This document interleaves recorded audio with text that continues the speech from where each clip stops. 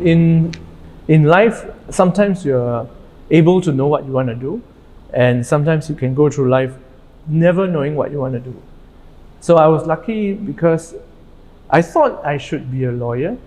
I watched To Kill a Mockingbird. I also read the book, and that inspired me to be a lawyer.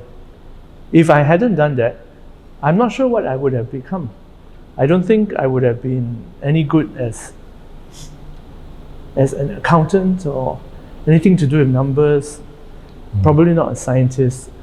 I'll be terrible in any work that requires manual labor. My hands are too small.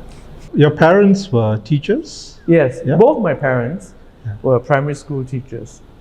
So we're talking about the late 60s, early 70s. At that time, teachers were not graduates. They went to something called TTC, Teacher Training College. You get to go there after you finish your HSC, a higher school certificate. Only the very privileged got to go to university. My parents were educated in the sense that they could read and write English, and being school teachers, they have a certain status as professionals. But even so, they lived in a 3-room HDB flat in Queenstown. I remember asking my mum, what are we? Are we middle class, or working class, or upper class? So she said, okay, we are middle class. And to her, middle class is two things. One is defined by her job. So she was a teacher. Number two is we lived in HDB. So according to her, if you live in HDB, you're middle class. If you live in private property, you're upper class. So I was very happy with this simple definition. Then when I went to school, I spoke to my very good friend sitting next to me, and he lived in a semi-D in Namley Avenue, and his father was a doctor, and he said he's middle class. So I couldn't understand this. Your father is a doctor, you live in landed property. Why are you middle class?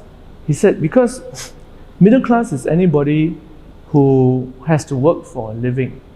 Upper class are those people with big bungalows, with swimming pools and chauffeurs, and they're business people. They don't have to work for a living. What I realized is in Singapore, everybody thinks that they are middle class. From the person living in a 3-room HDB to a person living on landed property. I had a friend who was an MP, and whenever the government gave handouts, they would say, those people in 3-room HDB will get this amount of money, these people in 5-room HDB get a little bit less, and so on. And the landed people would seldom get anything. And the landed people would complain to say, hey, we also want these government handouts, government support. And my friend would say to them, but you're living in landed property.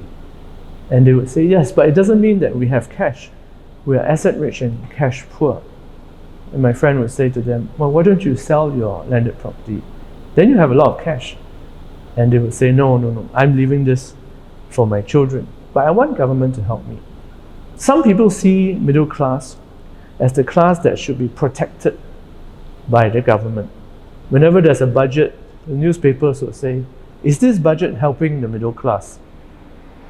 And everybody will say, we want the budget to help the middle class. The middle class is good for Singapore. We all agree on that. What we don't agree is, who is the middle class? I think even today you still have this debate.